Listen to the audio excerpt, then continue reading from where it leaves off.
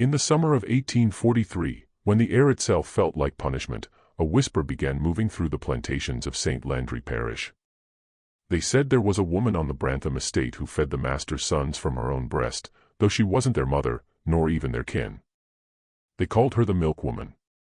Some said she'd lost her mind after her baby was taken from her and made to wet nurse the white children. Others swore her milk turned sour after the child's death, that it curdled in the boys' mouths, and that their skin began to pale and rot like milk left in the sun. By harvest season, the Brantham house had gone quiet, curtains drawn, fields untended, the sound of crying stopped. Then one morning the overseer's wife found the master's sons laid out on the porch, faces white as chalk, mouths stained yellow. The woman who fed them was gone, leaving only the name people still whisper when the heat feels too heavy to breathe. The Milk Woman.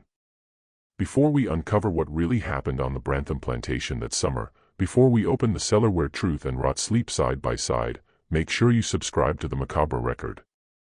Hit the notification bell so you never miss another story history tried to bury, and tell me in the comments what state are you listening from tonight. Now, let's go back to where the story curdled.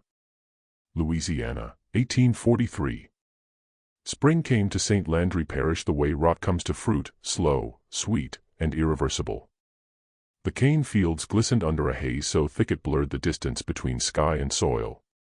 In the center of it all stood Brantham Plantation, 600 acres of heat and human misery owned by Thomas Brantham, a man whose name carried weight only because others were forced to carry it for him. He was a planter by inheritance, not talent. His father had built the estate on bodies. Thomas merely kept it alive through cruelty and pride. His wife, Eleanora, had been dead less than a year, taken by fever after delivering their second son. Since her death, the house had gone silent in ways that unsettled even those accustomed to silence. The great halls that once smelled of lilac and tobacco now reeked of vinegar and damp linen. The two surviving sons, Henry and Silas, pale little ghosts with fine hair and hollow eyes, drifted through the rooms like echoes of a family that no longer existed. They were sickly boys. The local doctor blamed the marsh air. Said they needed strength and substance. Thomas took this as gospel. He dismissed the older nursemaids and demanded a new wet nurse from the quarters, a strong one young enough to still produce milk. He didn't care that every woman he named was grieving or that most had lost children during the last winter's fever outbreak. To him, milk was milk. The overseer, Lyle Carter, brought forth a woman named Mercy. She had birthed a son 2 weeks before, a boy who had died 3 days later of what the doctor called infant flux. Her eyes were bloodshot from weeping, her skin ashen from sleeplessness, but her body still carried the fullness of motherhood. She held herself apart from the others, moving like someone made of glass, afraid to crack. When Carter announced that she would feed the master's sons, she didn't speak. She just looked past him, her face unreadable, and nodded once.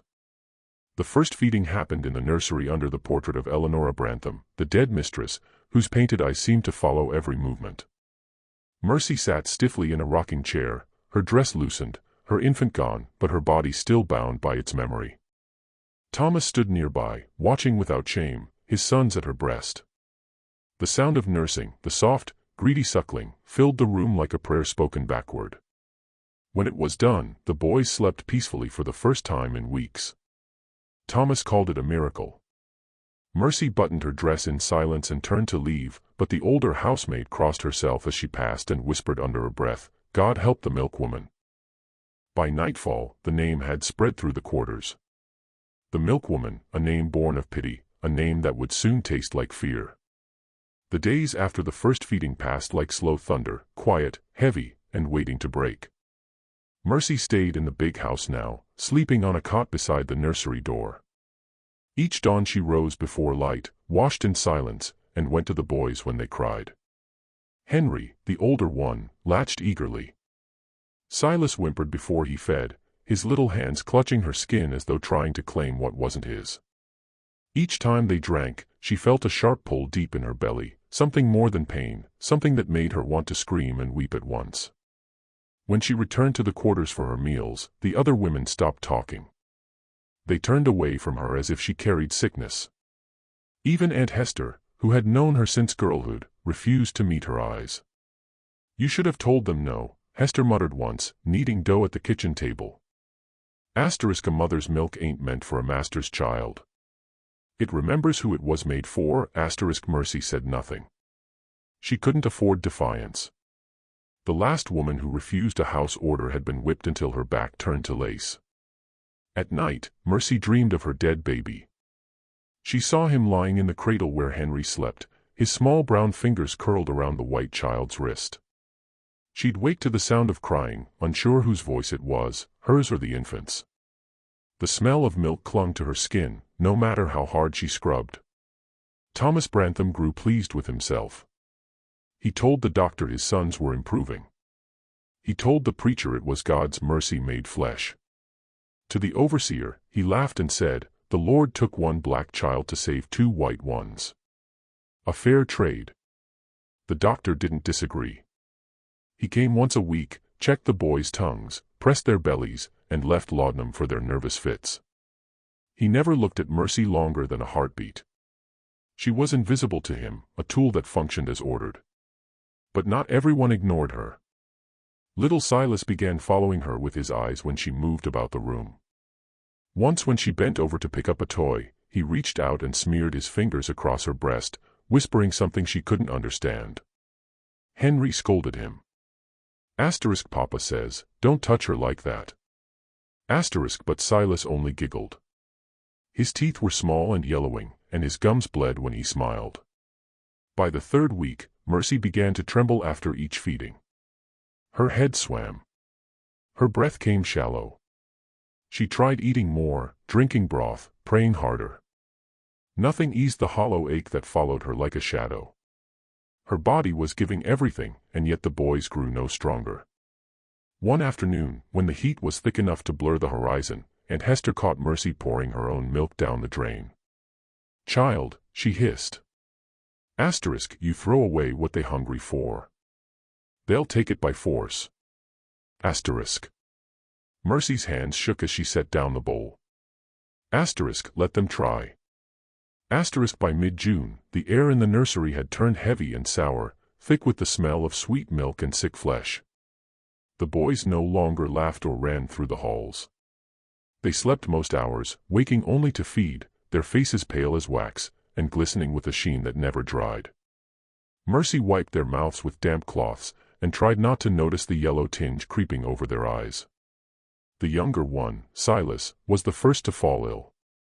He began shivering even under quilts, his breath whistling like a broken reed. The plantation doctor came again, sweating under his waistcoat, and declared it summer fever.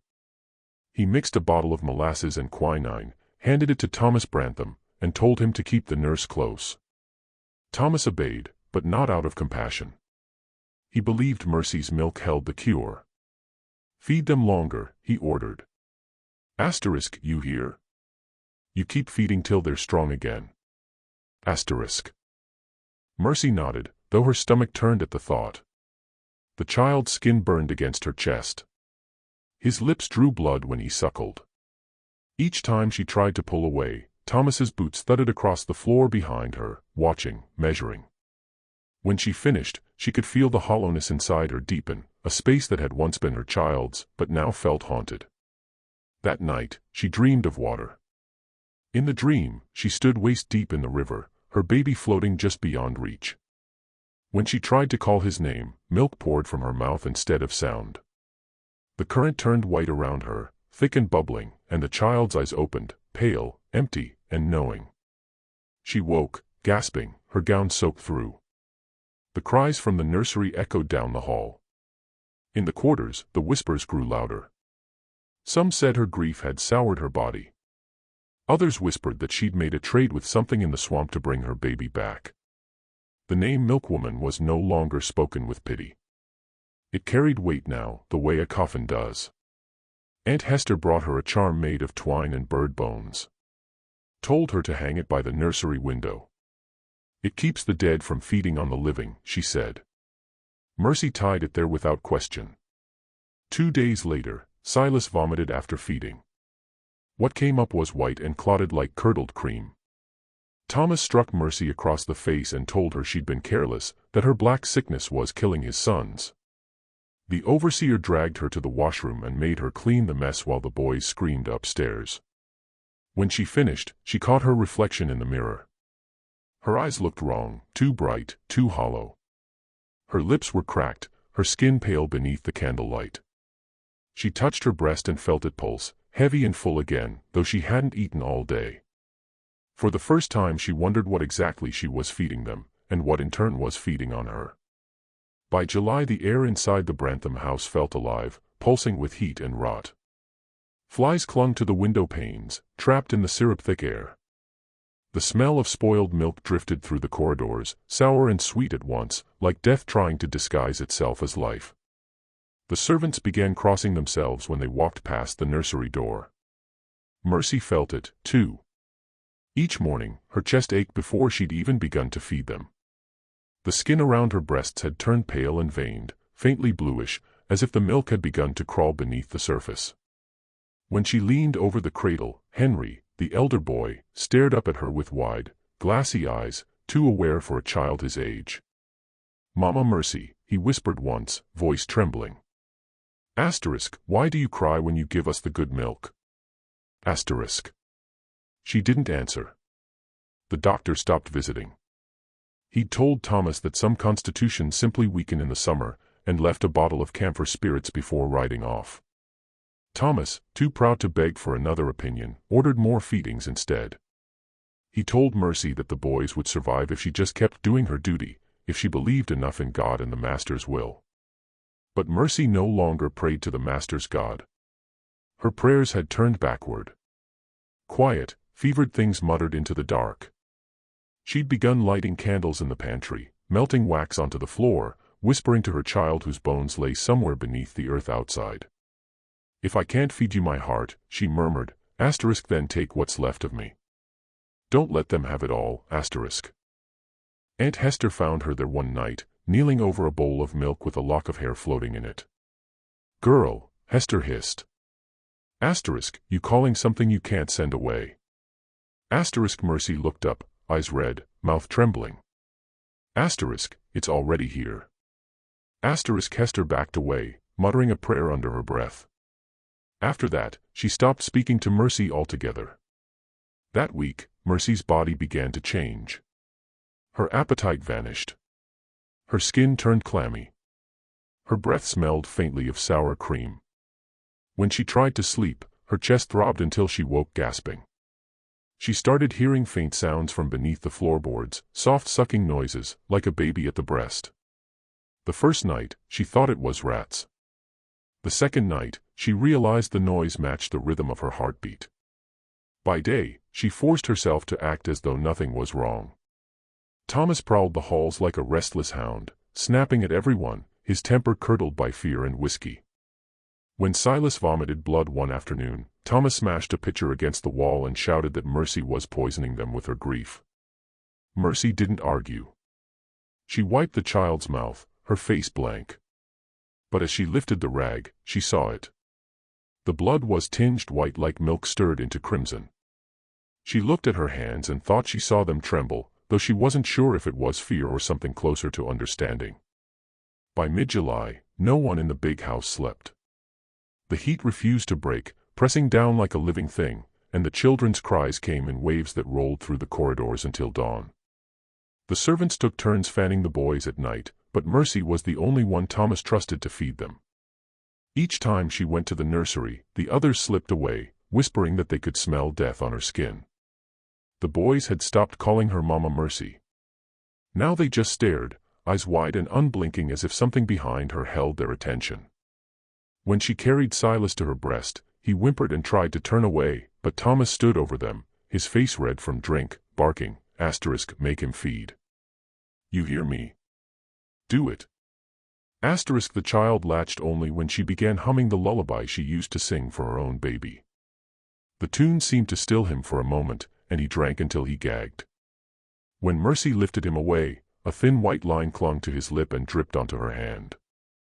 It looked like milk, but when it touched her skin, it burned. She stumbled from the room, clutching her wrist. In the hallway mirror, she saw a blister rise where the drop had fallen, small and pearled, like something trying to grow. She wrapped it quickly and said nothing. That evening, Thomas hosted Reverend Gaines for supper. The preacher came to bless the household, but his expression turned grim the moment he stepped inside. "The air here feels wrong," he murmured. Thomas laughed too loudly, said the Reverend was just unused to the Louisiana heat. Over dinner, Gaines asked about the boy's health. Thomas called it a passing sickness and said the nurse's milk was a blessing in disguise. The Reverend frowned, glancing toward Mercy, where she stood in the doorway holding a pitcher. Her eyes were downcast, but he noticed the trembling in her hands. When he rose to leave, Gaines took Thomas aside. "You need to send that woman away," he said quietly. She's grieving. There's sorrow in her body, and it's leaking into your house. Thomas scoffed, waving him off. She's a slave, not a sorceress. That night, the preacher wrote in his journal that the Brantham home smelled of milk and judgment. After midnight, Mercy woke to the sound of glass shattering. She hurried to the nursery and found Silas standing beside his brother's bed, shaking, blood running from his nose. "He tried to bite me," the boy sobbed. Henry lay pale and still, teeth red, eyes half open. Thomas stormed in and slapped Mercy so hard she fell. "This is your doing," he roared. You and your cursed milk." He locked her in the washroom until morning. Through the crack in the door she watched the light change, pale gold to sickly gray, and she whispered the only prayer she had left, not for forgiveness, but for the milk to stop flowing before it claimed them all. Morning came sluggish and gray, dragging its light through the windows like a tired ghost. Mercy sat on the washroom floor, wrists swollen from the ropes that bound them, her mouth dry and sticky. Through the thin boards she heard the boys coughing again, deep wet sounds that made the walls seem to vibrate. The house smelled worse than ever now, sweet and metallic, as though something inside it had died and refused to admit it. The door creaked open. Overseer Lyle Carter stood there, his face hard with discomfort. He didn't look directly at her. "Master says you're to tend the children again," he muttered. Says the Lord will judge you if you disobey. Mercy rose slowly. Her legs trembled, but she kept her head high. "The Lord already judged this house," she said under her breath. Lyle flinched, but said nothing. Upstairs, Thomas Brantham was pacing beside the boys' beds. His shirt clung to him with sweat. Henry's lips had gone gray. Silas's stomach was distended, his eyes rimmed in red. "You'll fix them," Thomas said. You'll feed them right this time. Mercy knelt beside Silas, her voice soft.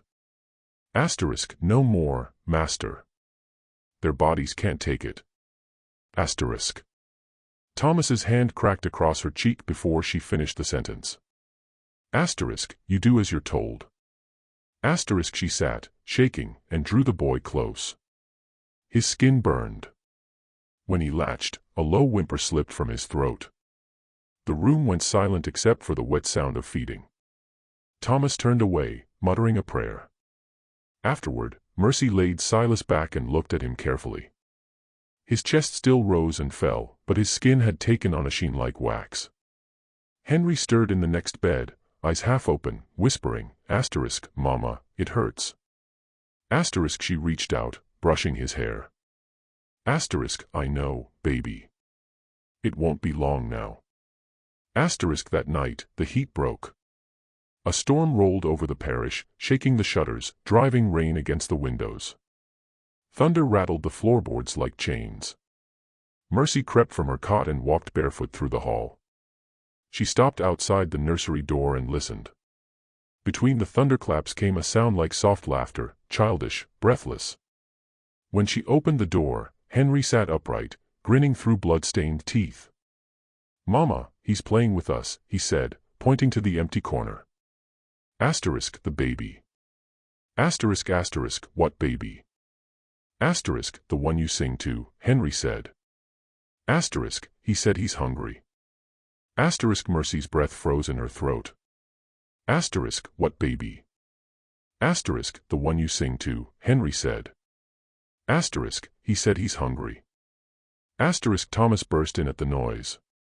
He saw only Mercy standing in the dark and Henry shaking, babbling nonsense. Asterisk, get away from them. Asterisk, he shouted. He grabbed her arm and threw her aside. Asterisk, you've poisoned their minds with your heathen talk. Asterisk. Mercy crawled to the doorway, clutching her bruised ribs, and looked back once. The candlelight flickered over the two pale boys, one laughing, the other trembling, and she whispered almost tenderly, Asterisk, they're not your sons anymore. Asterisk. Thomas lifted his hand again, but lightning flashed, and for an instant he saw his children's faces, milk-white and glistening, their eyes reflecting nothing at all. By dawn the storm had passed, leaving behind a silence so complete it felt like a held breath. The field steamed under the new sun, every leaf dripping. In the nursery, Mercy sat on the floor beside the bed, staring at her hands. They trembled faintly, a fine rhythm that wouldn't stop. When she pressed her palms together, they felt damp, even though the room was dry. The boys slept, but their skin looked wrong, slick, and pale as tallow. The smell coming from their mouths was sweet and spoiled, like milk gone bad. She wiped them gently, whispering words that were half lullaby, half prayer. Thomas hadn't returned to the nursery since the night before. He'd spent the morning drinking, the sound of his boots pacing the study below. The overseer had already been sent into town to fetch a new doctor, though Mercy knew it wouldn't matter. No doctor could fix what was already inside them. She felt it in her own body, a heaviness under her ribs, a throbbing heat deep in her chest. Sometimes when she looked down, she swore her breast pulsed faintly, like something alive was moving beneath the skin. Her reflection in the wash basin startled her. Her pupils had grown wide, her face drawn, and her lips carried a faint chalky white stain that wouldn't wash away. At noon, Aunt Hester crept into the room carrying a cup of tea. She looked at the sleeping boys and shook her head. That sickness ain't natural, she whispered. Asterisk, you stop feeding them, Mercy. Let them go. You keep giving yourself to them, they'll take you whole. Asterisk. Mercy's voice came quiet but firm. Asterisk, it's already too late. They've been drinking what was meant for my child. My milk remembers. Asterisk. Hester's face paled. Asterisk, you talking like a conjure woman. Asterisk, I ain't conjuring nothing, Mercy said. Asterisk, I'm just letting what's already growing run its course. Asterisk. That night the new doctor arrived from Lafayette, a younger man with polished boots and the confidence of someone who'd never had to doubt himself. He entered the nursery with a handkerchief pressed to his nose. The stench nearly drove him back out. He examined the boys, frowning. I don't know this sickness, he muttered. Asterisk, it ain't fever. It ain't flux. Their blood's gone thin. Asterisk. He turned to Mercy. Asterisk, what are you feeding them? Asterisk. Mercy looked at him, her eyes steady. Asterisk, only what their father told me to. Asterisk. Thomas bristled. Asterisk, you saying this is my doing? Asterisk. The doctor hesitated, glancing between them. Asterisk, I'm saying it's something unnatural, sir. Asterisk. Thomas slammed his fist on the dresser. Asterisk, then find the cure or I'll have you whipped same as her. Asterisk. But there was no cure to find. That night, Henry began to moan in his sleep, clutching at his belly. Mercy stayed by his side, singing softly. The sound of her voice filled the dark like smoke. When dawn broke, the boy's breath had stopped.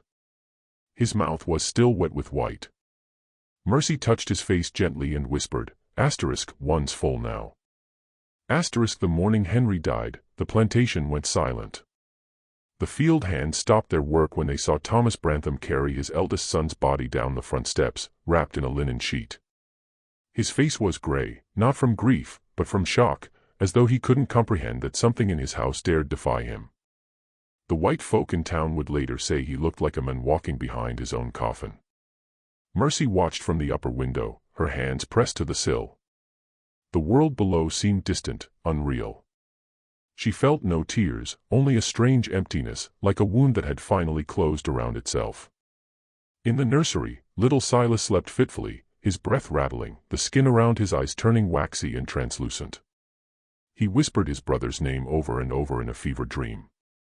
By noon, the undertaker's wagon had come and gone, and the house returned to its quiet rot. Thomas drank through the afternoon, ignoring the doctor's questions and the Reverend's warnings. When Reverend Gaines tried to speak of salvation, Thomas slammed his glass on the table and spat, God already turned his face.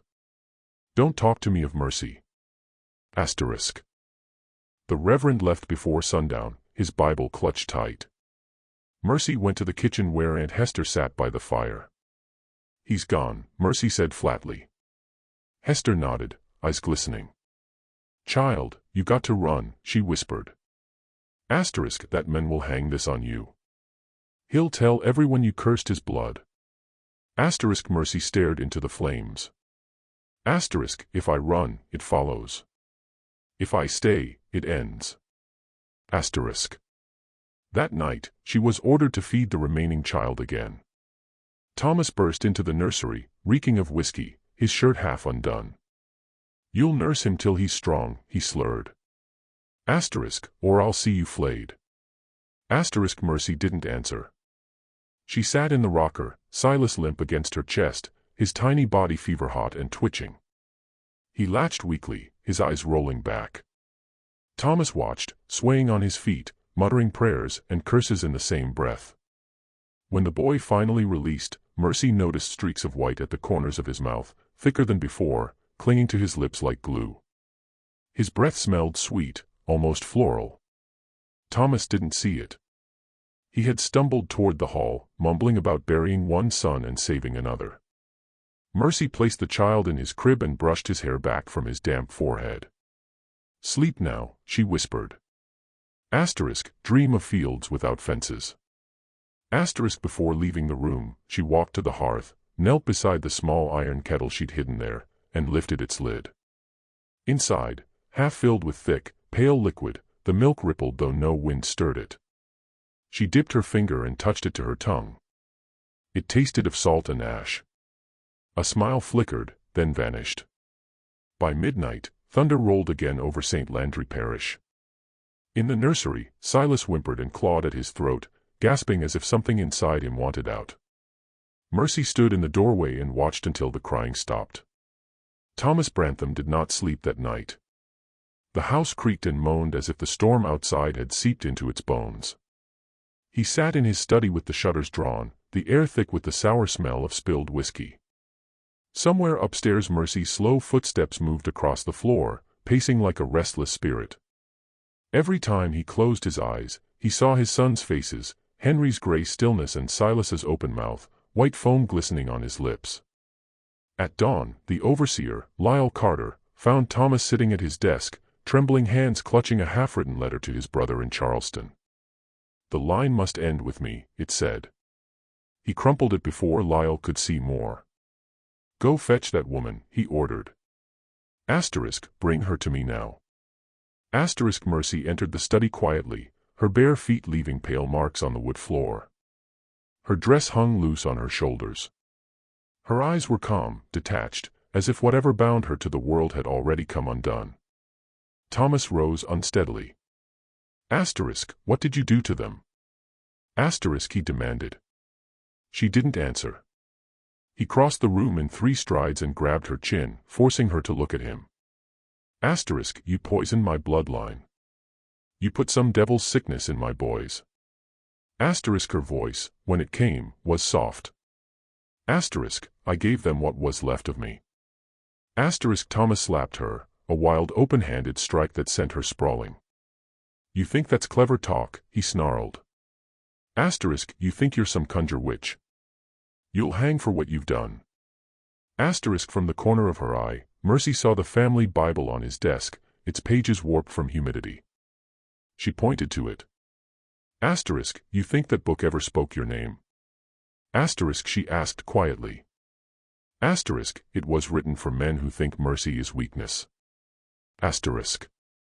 He froze, the words cutting through his fury. Then he laughed, a hoarse, desperate sound. You killed my sons, and you preach to me about mercy. Mercy rose slowly, blood trickling from her lip. I didn't kill them, she said. Asterisk, you did the day you took what was mine. Milk turns bitter when it's stolen. Asterisk, Thomas's laughter died. His face twisted into something raw and pitiful. You'll feed the worms before sunrise, he hissed. He called for Lyle and ordered her locked in the smokehouse until he decided her punishment. The air inside the smokehouse was dense and sharp with old grease. Mercy sat on the dirt floor, listening to the rain begin again.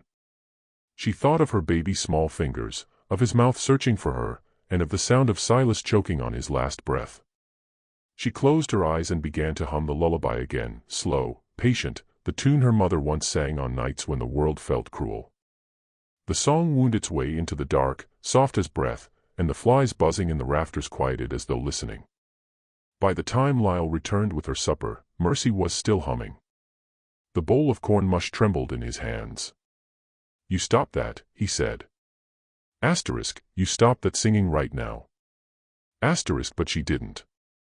And as the last light died, the overseer swore he heard another voice join hers, thin and high, like a baby learning how to cry. 3 nights passed before Thomas sent for her again.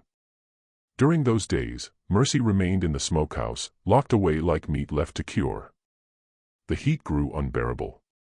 Her throat burned with thirst. Lyle Carter brought her water twice a day, setting the tin cup just inside the door. He refused to look at her. She noticed how his hands shook when he slid the latch closed again. By the 3rd night, the overseer had started drinking too, muttering to himself about sounds in the cane fields, something moving through the rows when the moon rose, a child's cry followed by silence. He told Thomas, but Thomas waved him off. It's just foxes, he said, though he'd stopped sleeping upstairs, keeping his pistol loaded on the desk beside him. When he finally ordered her release, it wasn't out of mercy, but necessity. Silas's condition had worsened. The boy had begun screaming in the night, clutching his stomach, his small body jerking as if invisible hands were pulling him apart. No doctor would come anymore. Word had spread across the parish that sickness lived in the Brantham house. Even the preacher stayed away. Bring her, Thomas told Lyle. Asterisk, if she's cursed us, she can undo it. Asterisk, they dragged Mercy from the smokehouse at dawn. Her lips were cracked, her eyes bloodshot, but she didn't resist. When she entered the nursery, the air struck her like a blow. The smell was unbearable, stale milk and rot, so thick it coated her tongue. The curtains were drawn, flies buzzing around the basin of spoiled water by the bed. Silas lay twisted in his sheets, his breathing ragged. When he saw Mercy, his face crumpled. Mama, he croaked. Thomas stiffened. Don't you call her that, he snapped. But Mercy moved forward, kneeling beside the bed. Hush, baby, she whispered, stroking his hair. His scalp felt damp, feverish. His mouth opened and closed, searching. She unbuttoned her bodice slowly. Thomas turned away, pacing the room. If he dies, I'll have you whipped till your skin hangs in strips, he said. Mercy bent her head. Asterisk, then let's pray he don't. Asterisk, the boy fed weakly, his lips trembling against her skin. Mercy felt no pain this time, only cold, a deep chill crawling up from her belly into her chest. When he stopped, she laid him back on the pillow and crossed his hands over his chest. His breath came shallow, his eyelids fluttering. Thomas moved closer, staring down at the boy. Asterisk, is it done? Asterisk, he whispered. Mercy didn't answer. Her face was pale as bone. She rose to leave, but before she reached the door, Silas began to convulse. Foam spilled from his mouth, white and thick. His eyes rolled back. Thomas screamed, lifting his son into his arms, shaking him as if he could rattle life back in. Asterisk, do something. Asterisk, he shouted at Mercy. She turned slowly, her voice quiet and steady. Asterisk, I already did. Asterisk, thunder rolled again outside, though the sky was clear, and from somewhere beneath the floor, faint and rhythmic, came the sound of something sucking air through wet lips. The plantation doctor came one final time. He arrived after sundown, sweating and trembling, a bottle of rum half empty at his side. He didn't want to enter the house, said he could smell it from the gate, but Thomas Brantham dragged him inside by the collar. "You'll see my boy," he barked. You'll see him, and you'll fix what you started. The doctor tried to refuse, but one look at Thomas's eyes convinced him otherwise. They were red and hollow, like something behind them had cracked. When he entered the nursery, he gagged. The walls were damp with condensation. The air smelled of sweet decay. Silas lay motionless on the bed, his body thin and stiff. His chest still rose barely, but his breath rattled like wine through a graveyard gate. The doctor reached for the boy's wrist. His fingers flinched back immediately. Silas's skin was cold, slick, and slightly sticky, like something freshly washed and not yet dried. He wiped his hand on his coat, his face pale. "He's dying," he whispered. Thomas shook his head violently. He can't. He's all I have left. The doctor looked at Mercy, who stood silently by the window, her face in shadow. What have you been feeding him? He asked softly. She turned to face him, and for a moment he wished she hadn't. Her eyes were bright, almost fevered, but her voice was calm. "Only what was taken from me," she said. The doctor gathered his bag and backed away. "There's nothing more to be done," he said quickly, already moving for the door. Thomas lunged forward, grabbing his sleeve. You'll stay till he breathes right again." The doctor tore free and fled down the hall, leaving Thomas shaking with rage. He turned on Mercy. "You'll not move from this room," he said, his voice trembling. You'll stay here and pray till God himself answers." When he left, she sat beside the bed, humming under her breath. The rhythm was the same lullaby that had carried through the quarters for weeks now, the one the other slaves said made the milk sour in the pails. Silas stirred slightly at the sound. His lips parted, and a thin line of white slid from the corner of his mouth. Mercy brushed it away with her thumb. "Sleep, little one," she whispered. Sleep before he takes what's left. By morning, the boy's breathing stopped. Thomas found them like that. Mercy seated beside the bed, her back straight, the child in her lap, eyes closed. He lunged forward, trying to wrench the body away from her, but she held on. "He's mine now," she said so softly he barely heard it. When she finally let go, Thomas stumbled backward, clutching the lifeless form to his chest. "You've damned me," he gasped. Mercy rose, wiping her hands on her dress. "You damned yourself," she said. You just made me the witness." Before he could answer, she walked out of the nursery without looking back, leaving a trail of pale, milky footprints on the floor behind her. The Brantham house stayed shuttered for 3 days after Silas's death. The sound of hammering echoed from the parlor where Thomas had both small coffins built by his own hands. He refused to let the undertaker touch his sons, saying no stranger would lay a hand on Brantham blood. He didn't eat, barely spoke, and drank from morning till dusk. Mercy was kept under watch, confined to the small room off the kitchen. The other servants brought her food, but refused to meet her gaze. Some said they'd seen her shadow move when her body hadn't, that at night her humming came from 2 places at once, her mouth and the walls. On the 4th morning, Thomas sent for her. She found him in the parlor, sitting between the 2 coffins. The lids were still open. The boys looked like wax figures, skin white and stretched, lips tinted faintly yellow. Thomas's hands trembled as he gestured to them. "Tell me," he said, voice hoarse. What was it? What did you do? Mercy looked at the bodies and then at him. They fed on me till there was nothing left. What they took was theirs, and what was left was mine. Thomas's face twisted. You poisoned them. You gave them death through your cursed milk. Mercy shook her head. No, master. I just gave them what you made me. He stared at her, not understanding or maybe refusing to. You talk like the devil himself, he hissed. She stepped closer, her voice low and calm. Asterisk, you made me hold my dead child in one hand and your living ones in the other. You made me feed what was never meant for me to love. Now you want me to tell you it was God's plan. It was yours. Asterisk. Thomas rose staggering, his grief twisted into fury. Asterisk, you'll hang for this. Asterisk, Mercy smiled faintly. Asterisk, if I do, I'll swing lighter than you ever will. Asterisk, he struck her then hard enough to split her lip, but she didn't flinch. Blood mixed with milk on her chin dripping onto the floor. She looked up at him and said, Asterisk, there's no difference between what's inside me and what's inside them now. You can't bury what's already part of you. Asterisk. Thomas stepped back, his breathing uneven. You'll confess before God, he said finally, Asterisk, and I'll have the Reverend witness it. Asterisk, but when Reverend Gaines arrived that afternoon, he refused to enter the house.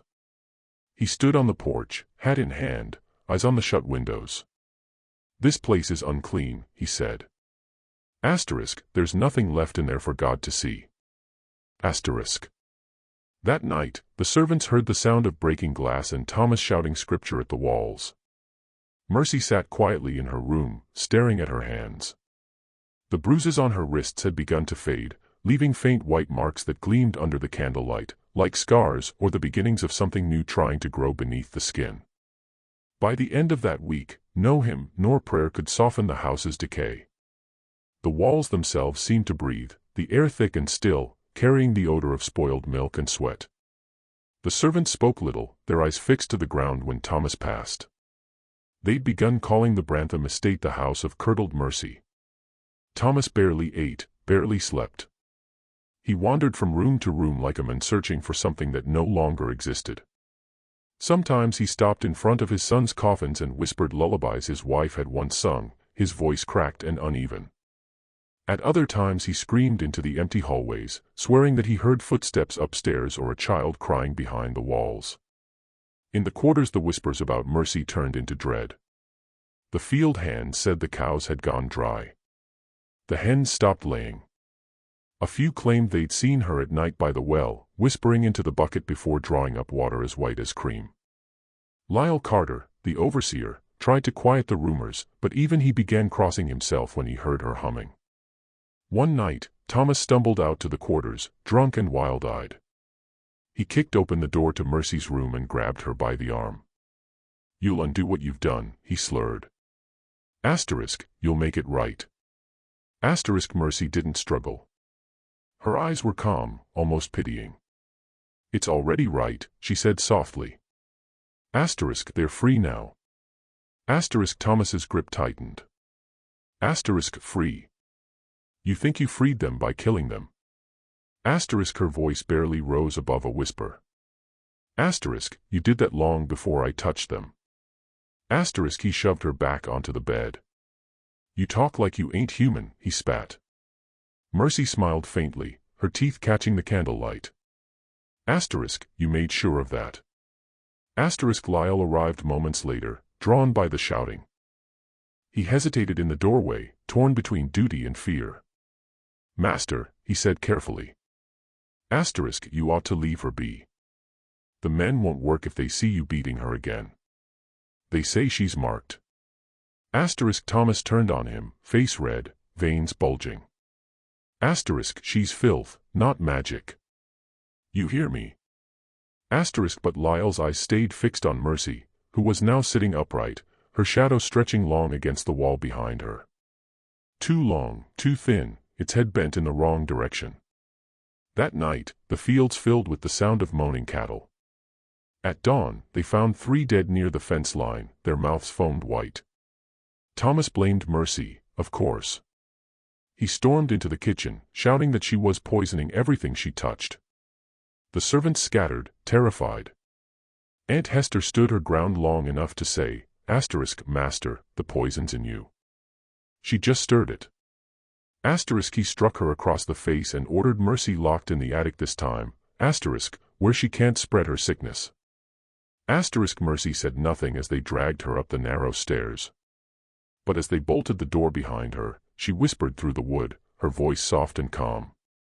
Asterisk, you can lock me away, but you can't stop what's growing. Asterisk, the attic was stifling, dust thick as ash, air hot enough to sting the lungs. Mercy sat beneath the slanted ceiling, her back against a beam, staring at the single window nailed shut with a board. The boards creaked when the wind pressed against them, moaning like a mouth trying to speak through wood. She didn't move for hours. At night she heard the house beneath her groaning. The Brantham home seemed alive now, its timbers breathing, its walls damp with a strange humidity that smelled faintly of milk. Sometimes she swore she heard small feet pattering along the floorboards, a giggle too soft to be the living. She began to whisper to them, the children she'd lost and the ones who'd been taken from her. You don't need to rest, she murmured. Asterisk, not yet. Not till the world remembers. Asterisk, by the second day, her thirst was unbearable. She found an old tin basin near a stack of broken furniture and used it to collect condensation dripping from the rafters. The water looked cloudy, but she drank it anyway. It tasted faintly sweet, like cream gone just past fresh. When she set the basin down, she saw something floating in it. A single strand of pale hair. The heat pressed down harder. She began scratching the floorboards with a nail she pried from the wall, etching words into the wood.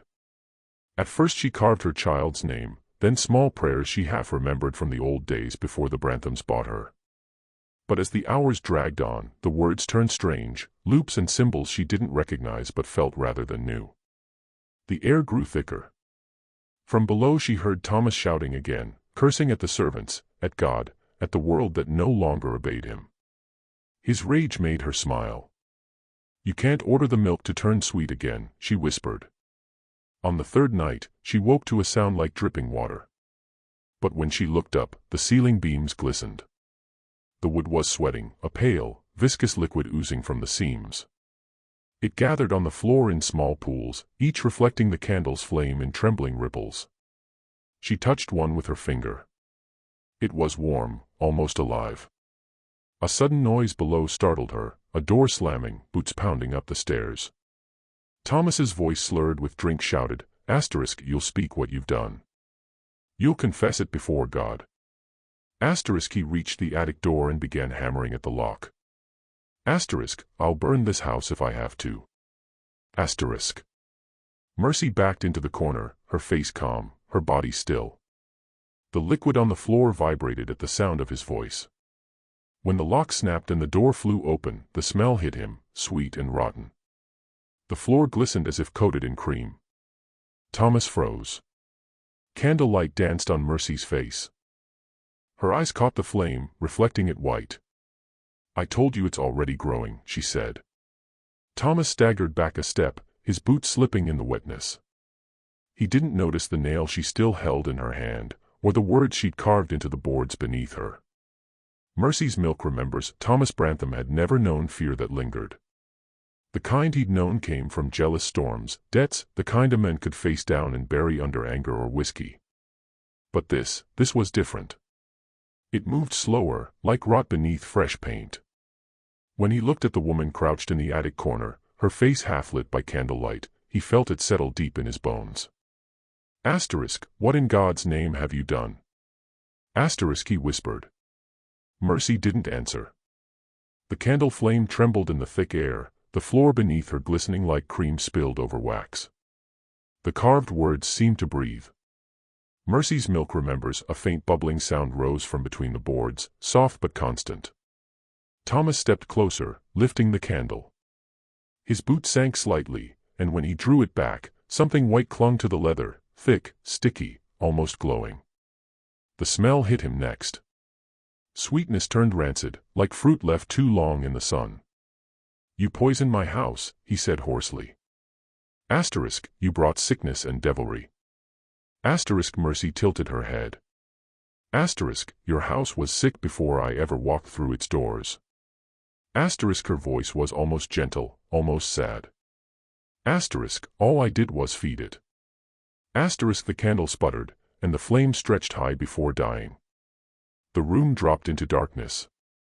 Thomas cursed and struck a match, but his hands shook too badly to light it.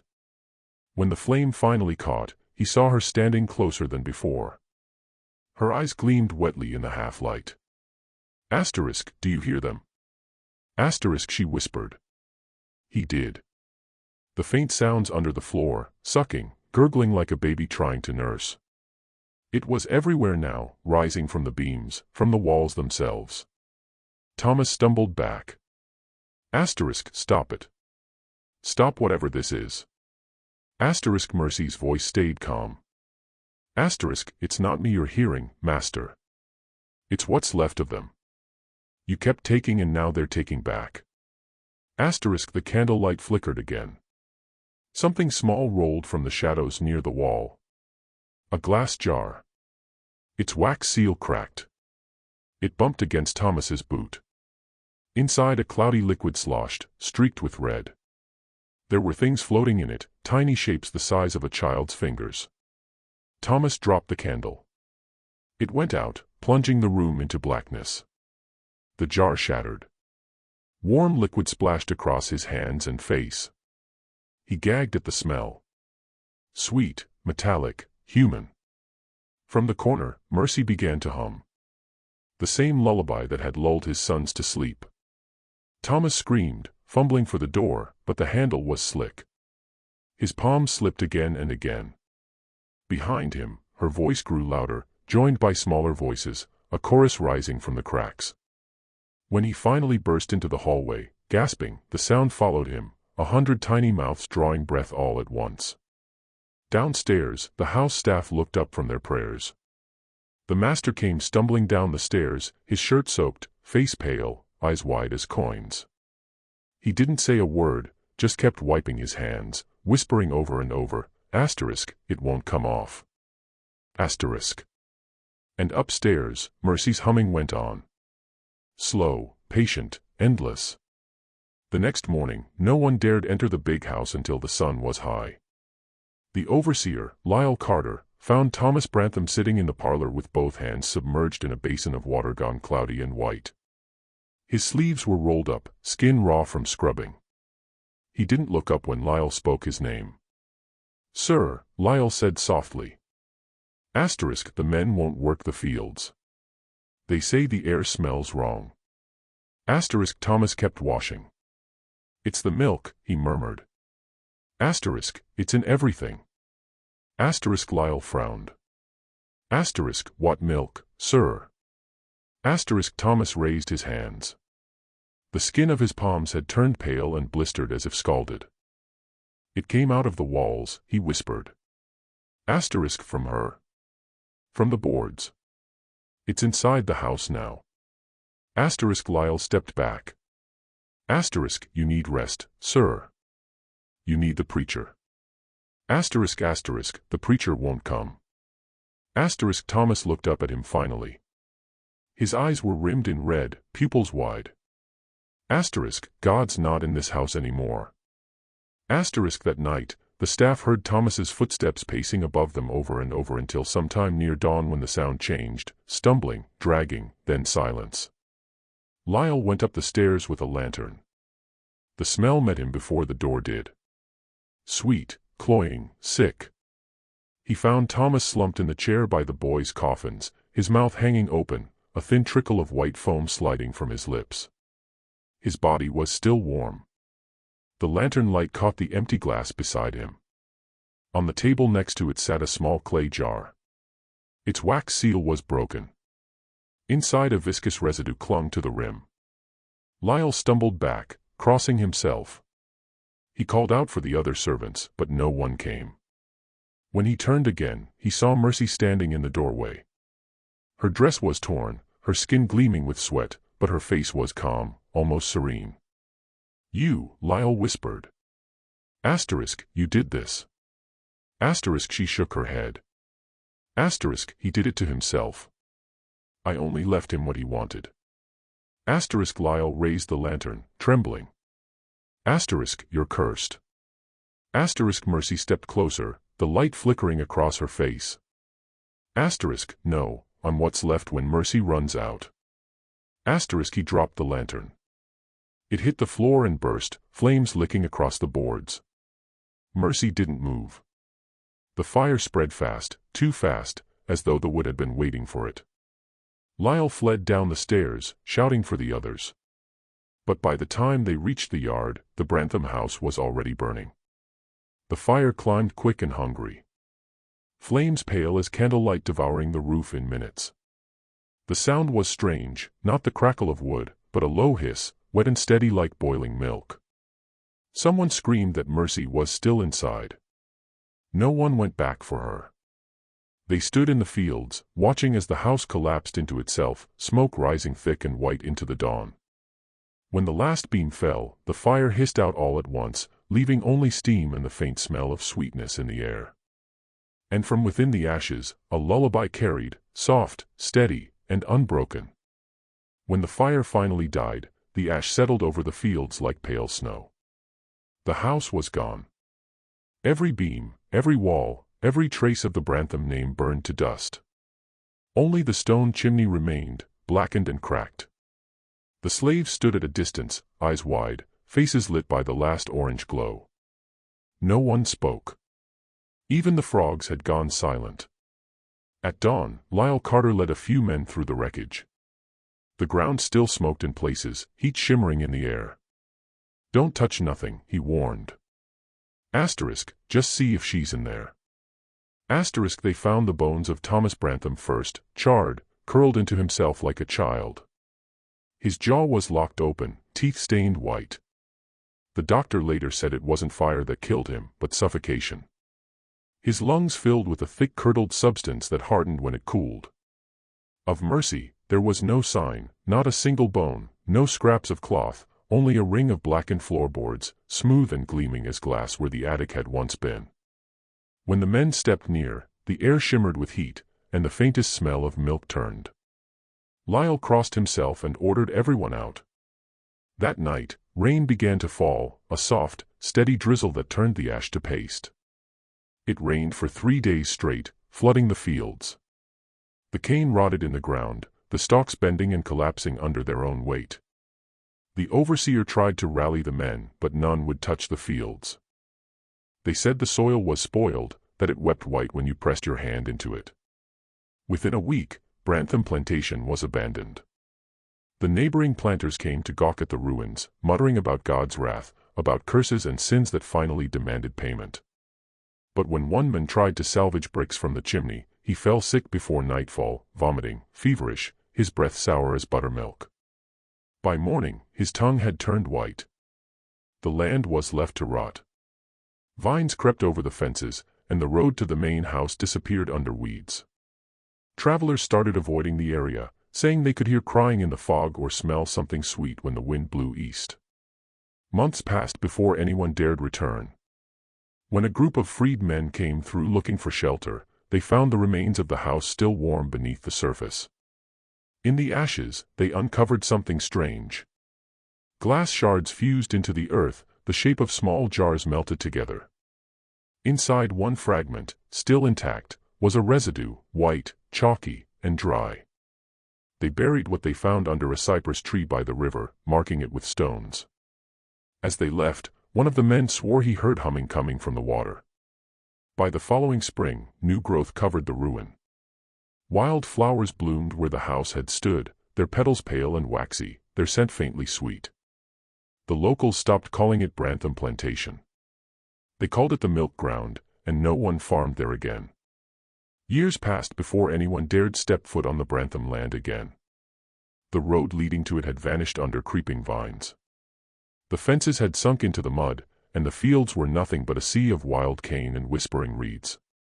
The locals said it wasn't land anymore. It was a graveyard pretending to be one. When the war came and went, soldiers marching through St. Landry Parish heard the story, too. The Union men laughed at first. Superstitious nonsense, they said, but none would camp near the ruins. They claimed the nights there were too quiet, the ground too soft underfoot, as though something below was breathing. By 1865, what remained of the plantation was little more than a low rise of stone and moss. A preacher from Lafayette, Reverend Collins, rode out one evening with a Bible and shovel, saying he'd cleanse the ground of its evil. He was found the next morning at the riverbank, his horse gone, his hands and mouth stained white. Word spread fast, but no one dared fetch his body. It drifted downstream and was gone. For the freed men who lived nearby, the Milk Woman became more than a story.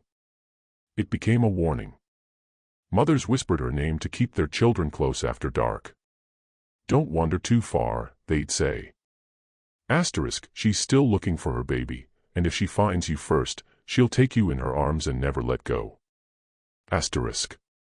Some swore they'd seen her, a pale figure standing knee-deep in the shallows, rocking something swaddled in her arms.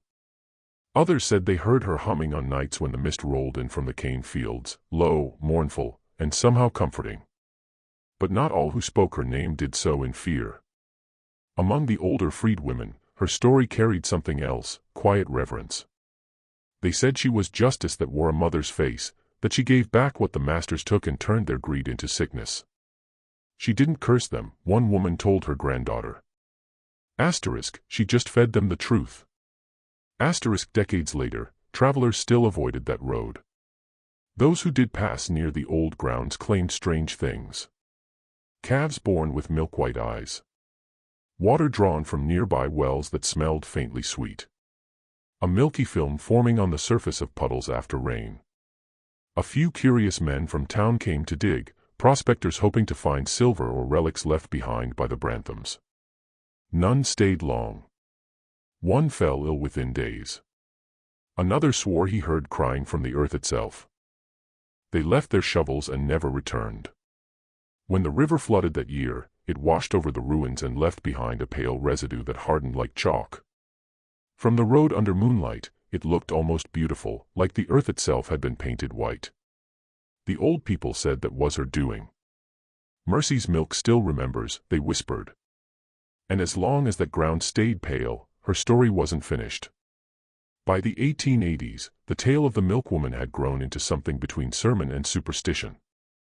Her name carried differently depending on who spoke it. To the white townsfolk, she was a ghost story, a warning told to keep children from wandering into the swamp. But among the freed men and their children, she was remembered as something else entirely, a reckoning that had the shape of a woman. They said her spirit never left the river. Fishermen along the Calcasieu and Atchafalaya claimed that when the fog rolled in thick, the water took on a milky hue. Some nights a song drifted over it, faint and trembling. An old lullaby in a language no one remembered. Dogs refused to drink from that water, and men who did said it coated their throats with sweetness that wouldn't wash away. In St. Landry Parish, children born sickly or pale were whispered to be touched by the Milk Woman. Mothers crossed their hearts, fed those babies with goat's milk, and prayed the whiteness wouldn't spread to the eyes. A few midwives still left bowls of cream by their doorsteps at night, an offering to keep her calm, to remind her that not every hunger had to end in loss. One summer, a white landowner named Fletcher Doran tried to reclaim the Brantham fields. He brought with him 50 laborers, half a dozen oxen, and a promise to make the soil yield again. For 3 weeks the work went on without incident, but on the 22nd day the oxen refused to move. The laborers said the ground beneath the plow felt soft like wet bread. When they dug down, they found the soil slick and white, clinging to their tools. That night, Doran's youngest daughter, Clara, woke screaming. Her nightdress was soaked through, and she told her mother that a woman had stood beside her bed singing. She said her baby was hungry, the girl cried. Asterisk, she said she needed to feed him again. Asterisk, by morning, the cane sprouts had withered. The water from the nearby well had turned cloudy, and every metal tool left outside was coated in a thin film that burned the hands when touched. Doran abandoned the venture within a week, leaving behind his equipment, his workers, and the smell of spoiled milk drifting across the field. The locals said Mercy Brantham had returned to guard what was hers. But others whispered that she'd never truly left, that she'd simply learned to move through what she'd made. Even the bravest wouldn't pass the road after sundown. They said if you lingered too long, the air grew heavy the way it does before rain, and if you listened close, you could hear soft laughter, like children playing in the dark somewhere underfoot. By winter, a single phrase had found its way into every whispered retelling. The milk remembers, and everyone who lived near the old Brantham place knew what that meant. That Mercy still walked, and some thirsts never die.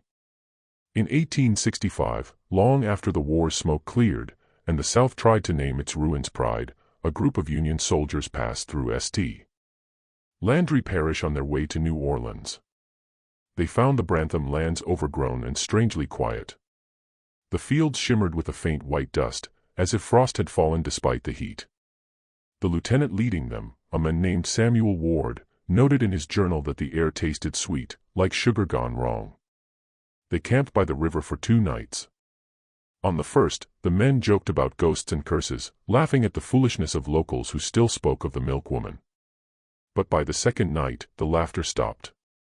A private named Ellis was found at dawn, kneeling by the riverbank, his hands plunged deep into the water, his face pale and serene. When they pulled him back, his mouth opened as if to speak, but only a white foam slid down his chin. He died without a sound. The soldiers buried him near the cypress grove and tried to leave by midday, but their horses refused to cross the main road.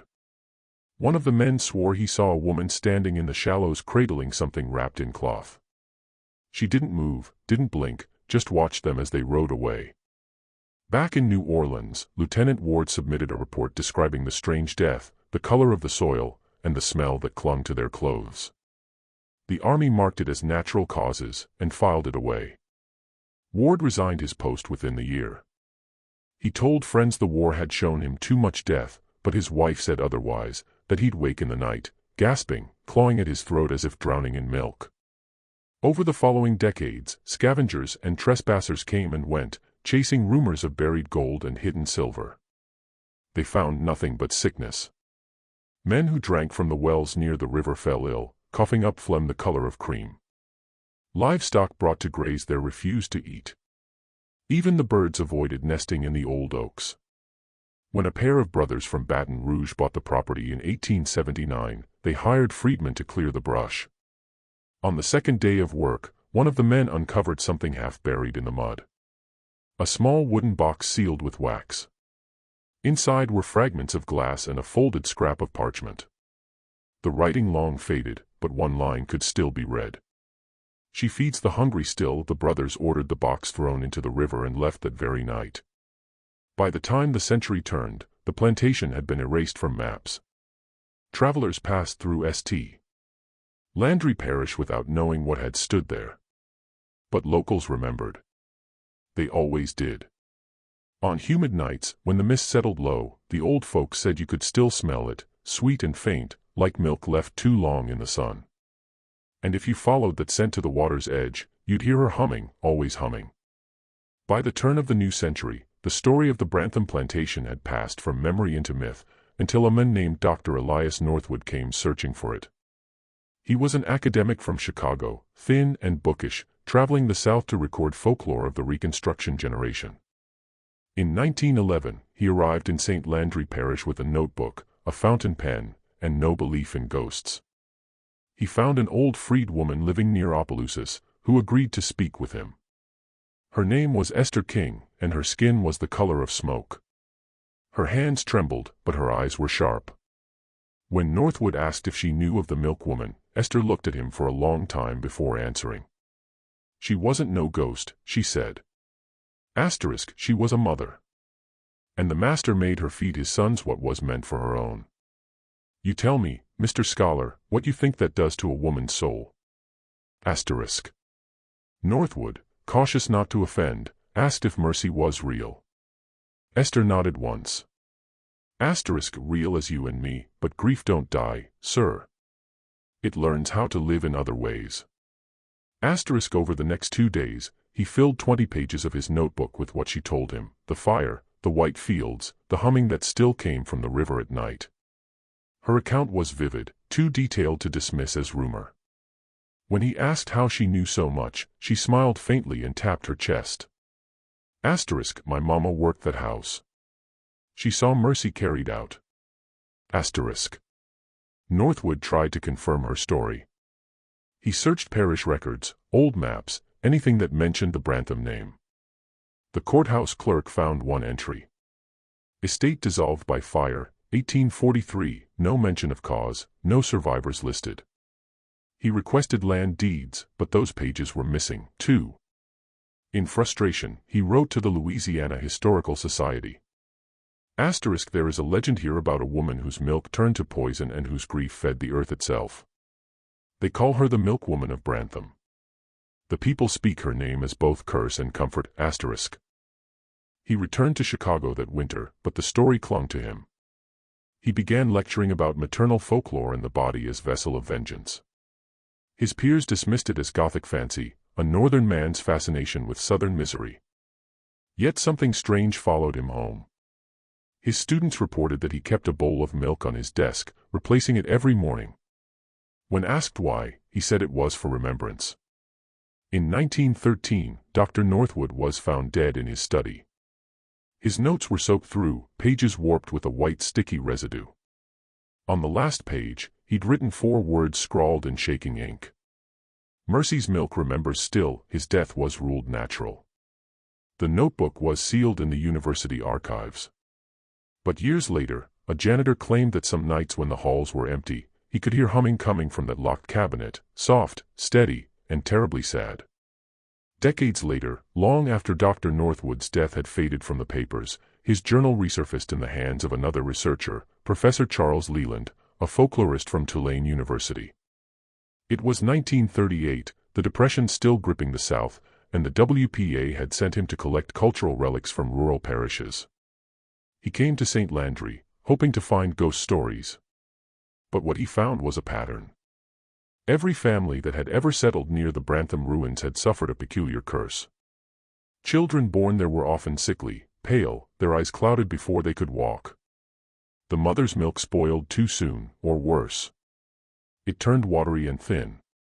The locals called it milk sickness, but doctors could never agree on a cause. Leland called it something else. In his notes, he wrote, "There is an illness of inheritance here, passed not through blood, but through memory. The people call it Mercy's touch. It follows the Brantham line." He traced the Brantham descendants as far as he could. Most had changed their names, moved north or west, but none escaped the same story. Children who sickened, women who dreamed of milk and fire. He found one letter in a family Bible dated 1843, written by Reverend Josiah Gaines just before he vanished from the parish. The ink had faded, but a single sentence remained clear. Some sins turned the body's own mercy into its punishment. Leland published none of this. He feared ridicule and perhaps something more. His diary became fragmented, his entries increasingly erratic. In one, he wrote, "I went to the river at dusk. The air was sweet, the water pale. I thought I saw her there, a figure rocking something small. I called out, but the sound came back to me softer, like it had been swallowed by milk." He left St. Landry Parish the next morning, abandoning his field equipment and his typewriter. His assistant, a young black writer named Lucille Ward, returned weeks later to retrieve what was left behind. She found the typewriter keys rusted shut, the paper ribbon bleached white as bone. Lucille later told friends that she dreamed of the woman, too. She wasn't angry, she said. Just tired. Like she'd been carrying the same hunger too long. Leland never returned to teaching. In his final letter mailed from a sanitarium in Baton Rouge, he wrote simply, "The milk remembers what the men forget."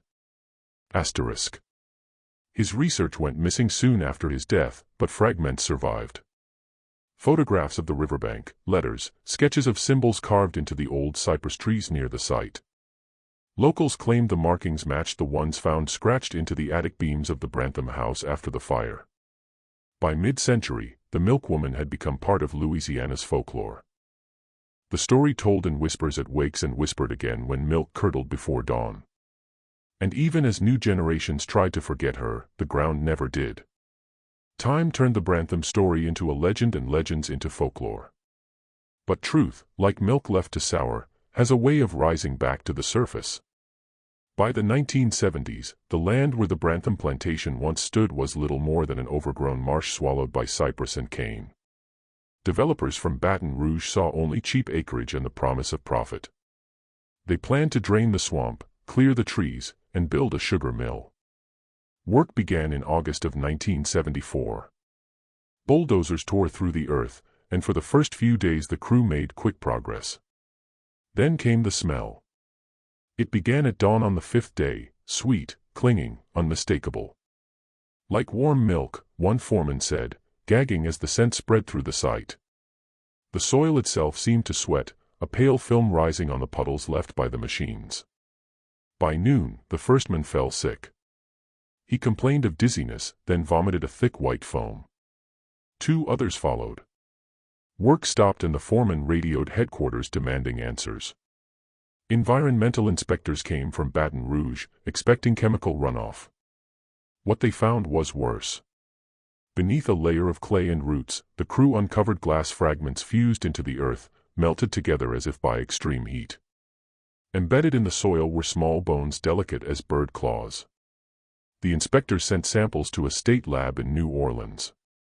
The report came back 2 weeks later. * Presence of lactic acid residue. Human origin. * The company halted construction. Within a month, every investor pulled out, leaving the land untouched once more. Local papers ran the story for 3 days before the parish officials ordered the coverage stopped. No evidence of contamination, the headline finally read. * Project suspended due to weather. But the workers who'd been there told a different tale. They said the ground bled white when cut too deep. They said the smell never left their clothes, no matter how much they washed. One man quit the next morning and swore he'd seen a figure in the fog. A woman standing ankle-deep in the flooded field, her dress trailing like smoke. The sheriff's office returned a week later to fence off the site. The deputy who drove the first post said the soil beneath his boots pulsed softly like a heartbeat. He never spoke of it again. When autumn came, the white residue hardened over the ground. The locals said it looked like marble, smooth and shining when the moon hit it right, but no grass grew there anymore. The old people began warning their grandchildren again, * Don't wander to the milk ground. Don't drink from the rain that pools there. And if you hear humming from the trees, don't listen long. * Because the land had learned to sing back. By the early 2000s, time had done what time always does. It buried horror under progress. The parish lines shifted. Developers renamed the region Cypress Estates, and new families moved into tidy prefab homes built just beyond the river. To them, the land was cheap and quiet, good for raising children. The locals who remembered the story kept their warnings to themselves. Outsiders didn't believe in ghosts. They believed in opportunity. The first family to settle near the old Brantham grounds was the Larsons, a young couple from Lafayette with twin boys. Their new home stood less than a mile from the overgrown ruins, where the earth still held a faint white shimmer in the right light. The developer had flattened most of the swamp, but no one noticed how the grass there grew differently, lush, pale, and cool, even under the sun. For months, everything seemed fine. Then the twins grew sick. It began with small things. Sour stomachs, sleepless nights, the smell of milk that lingered in their bedroom, though no one had spilled a drop. The mother, Elise Larson, said she woke one night to find both boys standing by the window, humming softly to something outside. When she asked what they were doing, they said, * Mama Mercy's singing to us. * Doctors blamed allergies, bad water, stress. But the sickness spread. 2 more children in the subdivision fell ill, each with the same pale skin, the same chalky residue on their lips. The parish sent inspectors. The water tested normal. Still, mothers began pouring it out anyway, saying it tasted sweet. By the end of that summer, the Larsons had moved away. They left in the middle of the night, no warning, leaving dishes in the sink and the boys' shoes by the door. The next owners lasted 3 months before doing the same. The county records show 5 families owned that house in 10 years, each left with the same complaint, the smell. Those who stayed nearby said the mist by the river grew thicker, milk-white, even at midday. Sometimes, when the wind shifted, they swore they could hear humming. It came low and steady like a mother soothing a child who would never wake again. A local historian wrote an article in 2010 calling it the Brantham ground phenomenon, attributing everything to soil minerals and decaying vegetation. He visited the site once, took samples, and never returned. His assistant said he developed a rash that wouldn't heal, skin white and tender as if scalded. Now, when storms roll through St. Landry Parish and the river floods, the ground near the old Brantham site glows faintly in the dark, just enough to be seen from the highway. Drivers slow their cars without knowing why. And if they roll down their windows even for a moment, the air smells faintly sweet, like milk. Today, nothing remains of the Brantham plantation except memory and mud. The cypress trees have grown thick again, their roots twisting like black veins through the white soil. Every few years, someone talks about draining the marsh, clearing it for pasture or a new road. But the plans never last. Machinery breaks. Workers fall ill. One crew chief swore the ground itself breathed under his boots. The parish stopped approving permits altogether. Still, the legend endures. People tell the story in whispers over porch lights and campfires. They call her the Milk Woman, Mercy Brantham, the mother beneath the mud. Each name changes the story slightly, but the bones stay the same. A mother wronged, a house burned, and a hunger that never learned to die. Historians write her off as folklore. Skeptics say it's just the swamp playing tricks. But every generation finds her again one way or another, a faint lullaby caught in the mist, a newborn who won't take to its mother's breast, a white film spreading across the river's surface after rain. Some say she still walks the edge of the water, searching, not for vengeance now, but for something smaller, someone to remember her, to know her name without fear. Others believe she became part of the land itself, that every blade of pale grass, every ripple of white mud is her body made new, still feeding, still forgiving nothing. What's most unsettling is how her story survives where others fade. Maybe because deep down people recognize something in her, a truth too human to forget. The way grief curdles when it's forced to serve cruelty. The way mercy once broken doesn't heal. It ferments. Those who visit the site today, tourists, thrill seekers, the occasional ghost hunter, come expecting screams, apparitions, something cinematic. But what they find is silence. The kind that presses on the chest. They say if you stand there long enough, you begin to hear breathing, slow, rhythmic, patient, like something asleep just beneath the ground, dreaming in the dark. Not rot, not death, just milk, faint, sweet, waiting. If you believe this story, if you believe that grief can leave its mark on the land, tell me in the comments. Do you think the Milk Woman still walks the Brantham grounds? Or did she finally find her child? If you want more tales buried in the bones of history, subscribe to the Macabre Record. Hit the notification bell so you don't miss the next story they tried to hide from you. And if tonight you pour a glass of milk before bed, take one breath before you drink. If it smells too sweet, don't. Because some hungers never fade. They just wait to be remembered.